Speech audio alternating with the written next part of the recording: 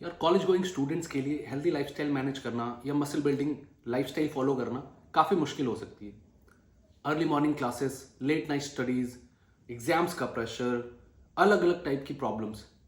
But अगर आप healthy lifestyle follow करना चाहते हैं या मसल बिल्डिंग करना चाहते हैं, उसमें हम आपकी हेल्प करेंगे, आपको प्रॉपरली गाइड करेंगे, आप चीज़ें कैसे मैनेज कर सकते हैं बिना स्ट्रेस लिए हुए। इस वीडियो में हम कॉलेज गोइंग स्टूडेंट की लाइफस्टाइल को डिकोड करने की कोशिश करते हैं कि हम उनकी लाइफ को कितना हेल्दी और कितना बेटर बना सकते हैं। इस वीडियो में कुछ इंपॉर्टेंट पॉइंट्स मैं आपके साथ डिस्कस करूंगा। अगर आप कॉलेज गोइंग स्टूडेंट हैं तो आपको आई एम श्योर वीडियो पसंद आएगी। चीज़ें हेल्प करेंगी आपको अपनी लाइफ को हेल्दी डायरेक्शन में ले जाने के लिए। अगर आपको ये वीडियो पसंद आती है तो लाइक शेयर ज़रूर करना। तो कुछ इंपॉर्टेंट पॉइंट्स डिस्कस करते हैं। सबसे पहले पॉइंट नंबर 1, जब भी अगर आप कोई स्टूडेंट हैं, आपको जो जिम लोकेट करना है, कोशिश करें आप अपने घर से, अपने रेसिडेंस से या जहाँ भी आप रहते हैं, मे बी पीजी, आप अपने लोकेशन से नियरेस्ट जिम लोकेट करें। थोड़ा सा आपको घूमना पड़ेगा, आसपास देखना पड़ेगा। सबसे क्लोजेस्ट जिम जो आपके घर के पास हो या आपके पीजी के पास हो, आप कोशिश करें उसमें जाने की। इससे क्या होगा, आपका टाइम बचेगा, ट्रैवलिंग टाइम बचेगा, क्योंकि स्टूडेंट्स के पास टाइम की बहुत कमी होती है। तो आप अगर नियरेस्ट जिम में जाएंगे, आपके पास टाइम की प्रॉब्लम नहीं होगी, आपके पास एक्सक्यूज नहीं होगा किसी दिन कि यार जिम बहुत दूर है, मुझे नहीं जाना है आज। आपके घर के पास जिम होगा, आप इजीली वीक में 4 से 5 दिन जिम जा सकते हैं।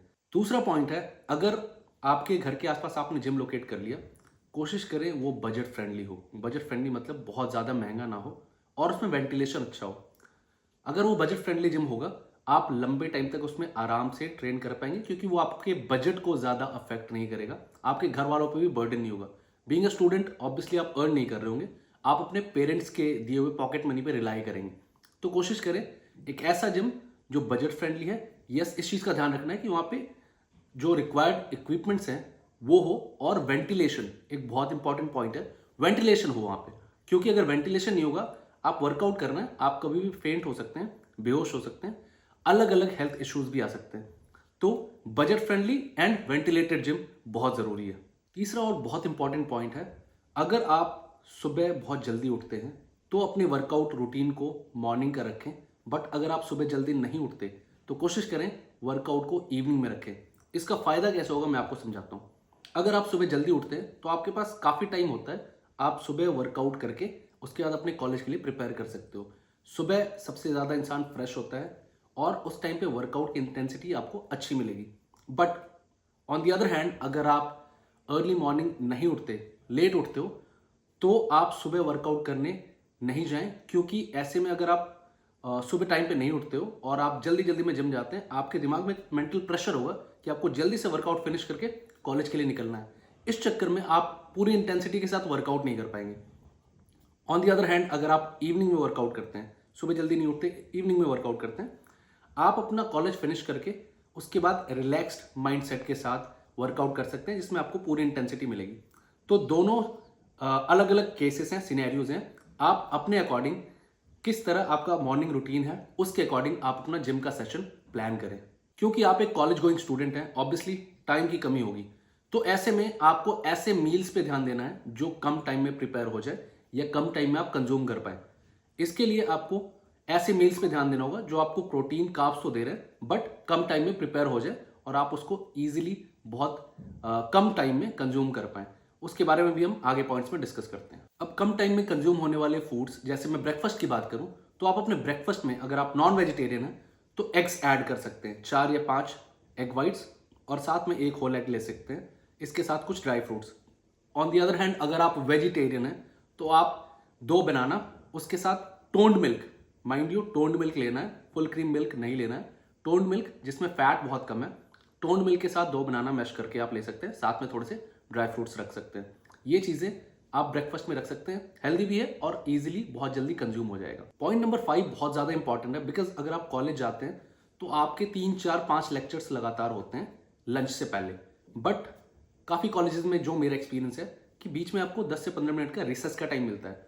तो आपको ध्यान रखना है कि आप अपने साथ 1 या 2 छोटे मील्स कैरी करें, लाइक सैलड या रोस्टेड या बॉइल्ड चना और छोले कैरी कर सकते हैं आप, जिसको रिसेस 10 से 15 मिनट का रिसेस अगर आपको मिलता है आप उसमें कंज्यूम कर सकते हैं। या फिर अगर आपके कॉलेज में रिसेस का ऑप्शन नहीं है, 2 लेक्चर्स के बीच में कभी कभी हमें 2 4 5 मिनट का गैप मिल जाता है, हम उसमें भी कंज्यूम कर सकते हैं। तो छोटे मील्स आप कैरी कर सकते हो, ये आपको फुलनेस भी देगा, प्लस 2 मील्स के बीच में अगर बहुत ज़्यादा गैप नहीं होगा तो आपकी मसल रिकवरी भी होगी। इन केस अगर आप सुबह ब्रेकफास्ट करके जाते हैं और उसके बाद 4 5 घंटे तक आप कुछ भी कंज्यूम नहीं करते, तो इसमें आपका मसल लॉस हो सकता है और ये हेल्दी भी नहीं है। पॉइंट नंबर 6, जब आप लंच लेते हैं आपको ध्यान रखना है आपका लंच फुल ऑफ न्यूट्रिशन होना चाहिए, जिसमें प्रोटीन सबसे ज़्यादा हो और कार्ब्स हो, सो दैट आपको आगे के क्लासेस के लिए एनर्जी भी मिले, प्लस प्रोटीन आपके मसल बिल्डिंग में आपको हेल्प करता है। तो आपको बहुत ज़्यादा ध्यान रखना है कि आप लंच में कोई भी बाहर की चीज़ें ना कंज्यूम करके हेल्दी मील लें। बहुत ज़्यादा नहीं खाना, बट हाँ हेल्दी मील होना चाहिए जो आपको इनफ प्रोटीन प्रोवाइड करे, प्लस एनर्जी प्रोवाइड करने के लिए कार्ब्स अवेलेबल हो उसमें। कॉलेज खत्म होने के बाद आपको ध्यान रखना है आपने पूरे दिन कॉलेज में लेक्चर्स अटेंड किए हैं, तो आपकी बॉडी और आपका माइंड दोनों थक चुका होगा। इस थकान से बेटर रिलीफ के लिए आप एक 30 मिनट्स का पावर नैप ऐड कर सकते हैं। जब आप कॉलेज से वापस घर आए आप 30 मिनट्स का पावर नैप ऐड कीजिए। उस पावर नैप से आपको आपकी बॉडी वापस से रिकवर होगी, ब्रेन फंक्शनिंग बेटर होगी और आप आगे के दिन के लिए कंप्लीटली बेटर प्रिपेयर्ड होंगे। जैसा कि मैंने पिछले पॉइंट में आपको बताया, पावर नैप अगर आप इवनिंग में वर्कआउट करते हैं, पावर नैप आपको बहुत ज़्यादा हेल्प कर सकता है। आप रिफ्रेश होंगे, आप वर्कआउट पूरी इंटेंसिटी से कर पाएंगे। और उसी पे बेस्ड हमारा अगला पॉइंट है, जिसमें कि आपको प्री वर्कआउट में क्या चीज़ें कंज्यूम करनी है।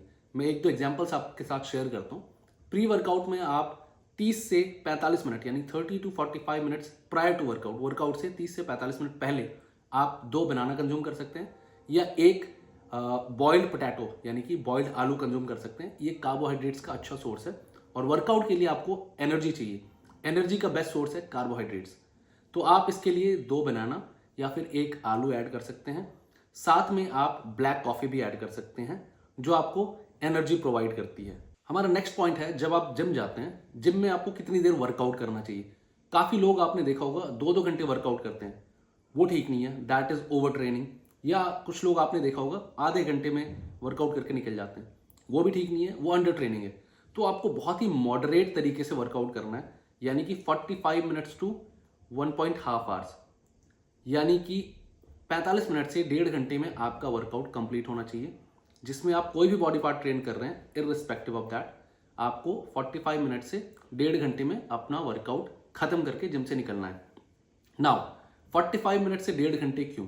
क्योंकि जब आप जिम जाते हैं इनिशियली आपको अपनी बॉडी ओपन करनी होती है, स्ट्रेचिंग करनी होती है, उसमें भी आपको 10 से 15 मिनट लेना चाहिए, सो दैट आप जो भी वर्कआउट लगाने वाले हैं उसके लिए आपकी बॉडी प्रिपेयर्ड है, कंप्लीटली रेडी है।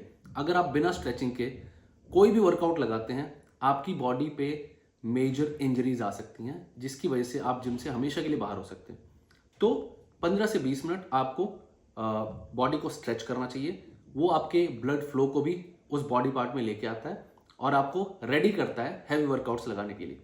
तो प्लीज़ मेक श्योर आपका वर्कआउट 45 मिनट से कम नहीं होना चाहिए और 1.5 घंटे से ज़्यादा एक्सीड नहीं करना चाहिए। अब जो नेक्स्ट इंपॉर्टेंट पॉइंट है वो है पोस्ट वर्कआउट। बहुत ज़्यादा कन्फ्यूजन है पोस्ट वर्कआउट में क्या लेना चाहिए।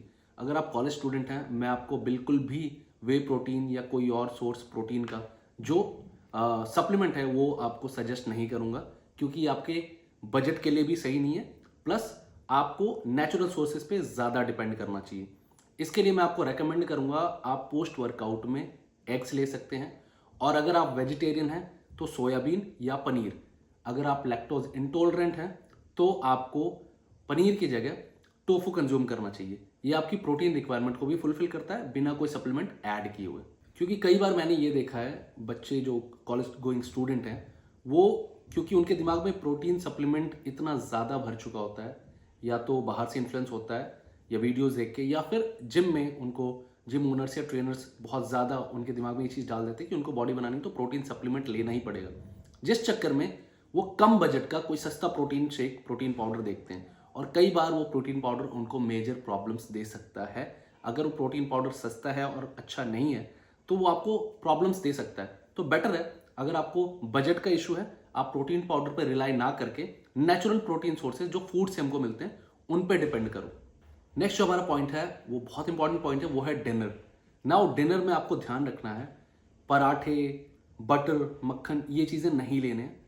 डिनर हमेशा लाइट होना चाहिए, क्योंकि आपकी बॉडी उसके बाद रेस्ट में जाती है, प्रोसेसिंग स्लो होती है। तो आपको हमेशा लाइट डिनर पे फोकस करना चाहिए। जैसे आप 2 रोटी कंज्यूम कर सकते हैं, साथ में थोड़ा सा सैलड, कोई हल्की सब्जी। आपको ग्रीन वेजिटेबल्स पे ज़्यादा ध्यान देना चाहिए, या फिर आप पीनट बटर भी कंज्यूम कर सकते हैं। मेक श्योर जो पीनट बटर आप कंज्यूम कर रहे हैं उसको लेने से पहले आप उसके लेवल को ज़रूर चेक करें। आपको ध्यान रखना है कि उसमें शुगर या बाकी चीज़ें जो रिक्वायर्ड नहीं है वो नहीं होनी चाहिए। इसके लिए आप हमारी दूसरी वीडियोस चेक कर सकते हैं जिसमें हमने पीनट बटर और बाकी प्रोडक्ट्स के बारे में हमने बताया है। उसका लिंक डिस्क्रिप्शन में हमने मेंशन किया हुआ है, वहाँ से ज़रूर चेक करें कि आप कैसे बटर, पीनट बटर या अलग अलग और प्रोडक्ट्स फिगर आउट कर सकते हैं कि आपको कौन सा चूज़ करना चाहिए। तो दूसरी वीडियोज़ ज़रूर चेक करें, उसका लिंक डिस्क्रिप्शन में है। नाउ नेक्स्ट जो पॉइंट है वो है स्लीप, यानी कि नींद। आप कॉलेज स्टूडेंट हैं, कई बार मैंने देखा है स्टूडेंट्स रात रात भर जगे रहते हैं एग्जाम्स की प्रिपरेशन में। बट अगर आप अपनी स्टडीज़ प्रॉपरली कर रहे हैं, हर दिन थोड़ा थोड़ा पढ़ते हैं, आपको एग्जाम से 1 दिन या 2 दिन पहले पूरी रात जग के पढ़ने की ज़रूरत नहीं है। ये हेल्दी भी नहीं है और ना ही ये आपको हेल्प करेगा आपके एग्जाम्स में, बिकॉज किसी भी एग्जाम की तैयारी 1 या 2 दिन पहले नहीं हो सकती। तो 6 से 7 घंटे की नींद बहुत ज़रूरी है। कोशिश करें आप हर दिन 6 से 7 घंटे की मिनिमम नींद ज़रूर लें। ये आपकी बॉडी फंक्शनिंग को बेटर करता है और आपको स्ट्रेस फ्री रखता है। तो 6 से 7 घंटे की नींद ज़रूर लें। उम्मीद है अगर आप कॉलेज गोइंग स्टूडेंट हैं तो आपको हमारी ये वीडियो काफ़ी हेल्प करेगी हेल्दी लाइफस्टाइल फॉलो करने में। अगर आपको ये वीडियो हेल्पफुल लगती है तो प्लीज़ लाइक, शेयर, कमेंट ज़रूर करें। चैनल को सब्सक्राइब कीजिए, और अगर आप चाहते हैं कि हम कॉलेज स्टूडेंट्स के लिए फुल डे ऑफ ईटिंग पे वीडियो अलग से बनाएं तो आप कमेंट में ज़रूर बताइए। और कोई और क्वेश्चन है आप फ्री टू आस्क हैं, आप किसी भी क्वेश्चन को हमारे कमेंट सेक्शन में डाल सकते हैं। हम कोशिश करेंगे ज़्यादा से ज़्यादा क्वेश्चंस का आंसर करने की। और चैनल को सब्सक्राइब करो, वीडियो को शेयर करो, बिकॉज बहुत ज़्यादा टाइम लगता है वीडियोस प्रिपेयर करने में, अच्छे फैक्ट्स कलेक्ट करने में, उसको एग्जामिन करने में। तो हम कोशिश करेंगे और सारा अच्छा कंटेंट आपके लिए लाने के लिए। बहुत सारा कंटेंट लाइंड अप है जिस पे ऑलरेडी हम काम कर रहे हैं, और हम कोशिश करेंगे आपको आपकी फिटनेस जर्नी में हेल्प करने के लिए।